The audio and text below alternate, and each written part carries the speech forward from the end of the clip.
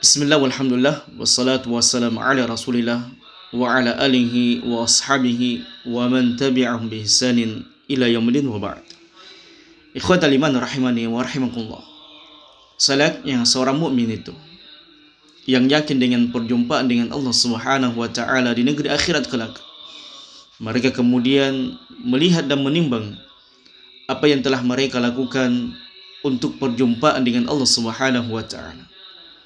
Sebagaimana Allah Subhanahu wa taala berfirman, "Wattaqu yawman turja'una fihi ila Allah." Maka hendaknya setiap jiwa itu, setiap manusia, mereka takut, mereka kemudian nantinya dikembalikan kepada Allah Subhanahu wa taala pada hari kiamat kelak.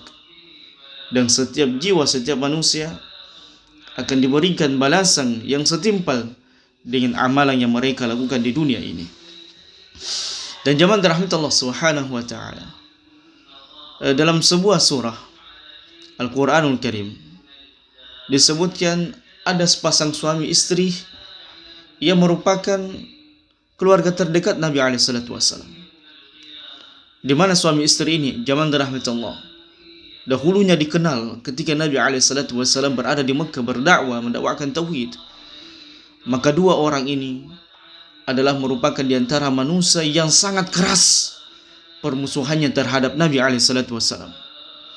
Mereka sepasang suami istri yang senantiasa mengganggu, mencela, memaki, memprovokasi manusia untuk membenci Nabi kita SAW.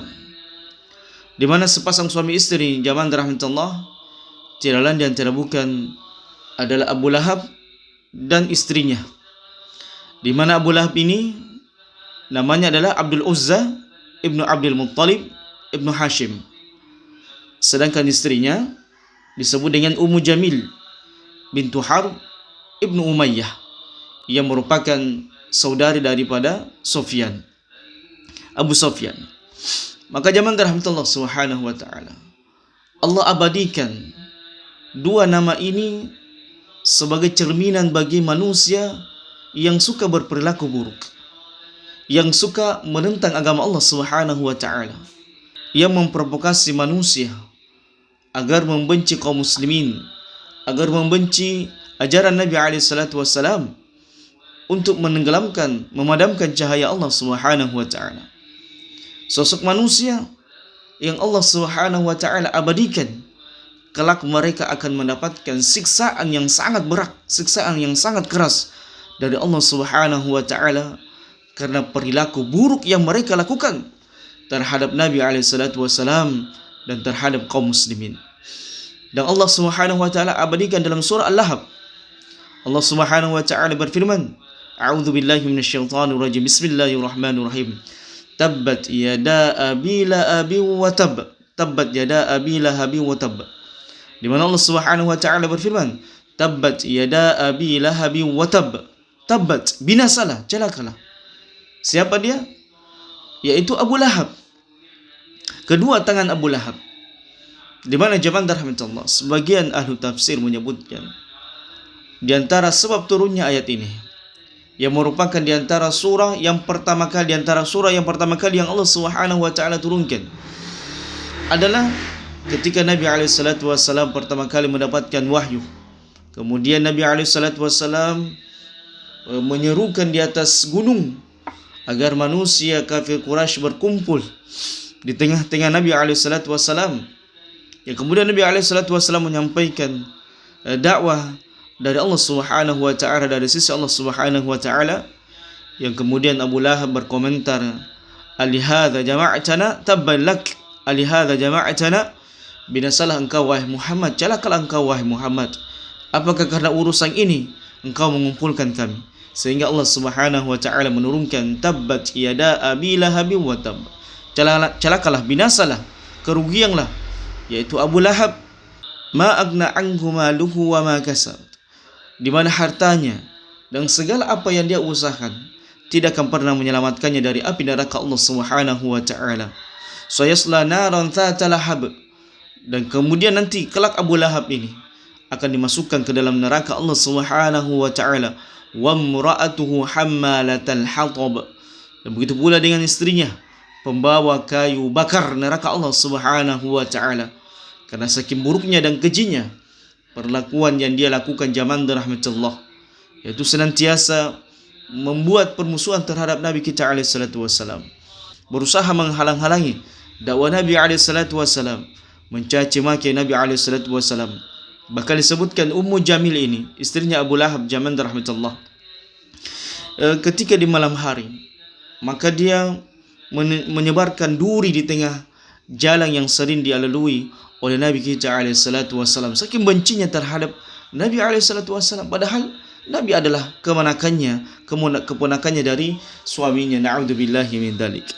Wa imra'atuhu hammalatal hatab fi jidiha hablum min masad, di mana di leher istri Abu Lahab itu kelak, yaitu Ummu Jamil, akan dipakaikan rantai yang sangat besar oleh Allah Subhanahu wa taala sebagai balasan yang menghinakan, yang sangat keras yang Allah Subhanahu wa taala berikan kepada sepasang suami istri yang senantiasa mengganggu Nabi kita alaihi salatu wasalam, yang senantiasa menampakkan permusuhan dengan Nabi alaihi salatu wasalam, yang senantiasa berusaha meredupkan dakwah Nabi alaihi salatu wasalam, mencaci, memaki, menghina, memprovokasi manusia agar kaum muslimin, agar manusia di Mekah itu, di periode Nabi alaihi salatu wasalam berdakwah di kota Mekah, menjauhi, meninggalkan dakwah Nabi alaihi salatu wasalam. Maka ini adalah salah satu perangai yang sangat buruk zaman rahmatullah.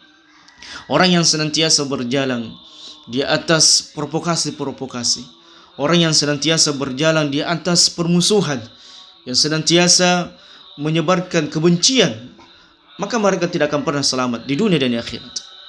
Allah Subhanahu wa taala gambarkan keluarga Abu Lahab ini sepasang suami istri yang senantiasa menampakkan permusuhan terhadap agama Allah Subhanahu wa taala, menampakkan permusuhan terhadap Nabi, kepada Nabi alaihi salatu wasallam dan kepada kaum muslimin. Maka orang seperti ini akan celaka di dunia dan di akhirat.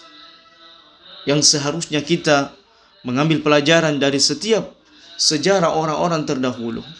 Dan di antaranya zaman rahmatullah, Nabi alaihi salatu wasallam menyebutkan, la yadkhulul jannah an-namam, tidak akan pernah masuk ke dalam surga orang yang suka mengadu domba, orang yang suka memprovokasi manusia agar membenci manusia yang lainnya, apalagi membenci kaum muslimin antara satu kaum muslimin yang muslim yang lainnya.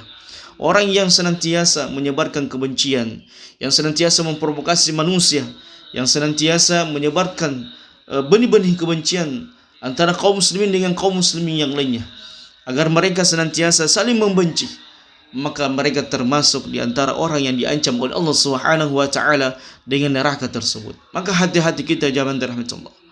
Jangan sampai hanya ingin mengejar dunia, jangan sampai karena hanya ingin mengejar ketenaran, kita kemudian mengorbankan diri kita, kita kemudian menjadikan diri kita kelak di padang mahsyar, di neraka Allah Subhanahu wa taala sebagai di antara kayu bakar neraka Allah Subhanahu wa taala. Na'udzubillahi min dzalik. Jangan korbankan zaman rahmatullah diri kita, hidup kita hanya ingin mengejar dunia, mengejar popularitas, mengejar hal-hal yang bersifatnya tidak akan dibawa mati, sehingga kita kemudian menyebarkan kebencian, menyebarkan permusuhan, memprovokasi manusia membenci pemerintahnya, memprovokasi manusia membenci kaum muslimin yang lainnya, menghinakan kaum muslimin yang lainnya. Jangan rahmatullah. Kita berlindung kepada Allah Subhanahu wa taala dari sifat yang buruk ini, sifat yang jelek ini, dari sifat yang tidak dicintai oleh Allah Subhanahu wa taala. Maka hendaknya setiap jiwa, wattaqu yauman turja'una fihi ila Allah, maka hendaknya setiap manusia itu takut kepada Allah Subhanahu wa taala. Kelak mereka akan dikembalikan kepada Allah Subhanahu wa taala, ila rabbika muntahaha, kepada Allah Subhanahu wa taala kita akan berakhir zaman rahmatullah. Jangan sampai kemudian kita, apa yang kita lakukan, lisan kita yang senantiasa memprovokasi, menyebarkan ujaran kebencian, menyebarkan berita-berita hoax, menyebarkan berita-berita untuk merendahkan manusia yang lainnya, seperti keadaannya Abu Lahab, Abu Jahal, dan abu-abu buruk yang lainnya zaman rahmatullah, dengan ucapan-ucapan kamprek, dengan ucapan-ucapan kecebong. Jangan sampai kita melakukan amalan-amalan buruk yang keji ini, kemudian kita akan binasa di akhirat. Kita menjadi di antara bahan bakar api neraka Allah Subhanahu wa taala. Na'udzubillahi min dzalik. Hadza wallahu a'lam bissawab.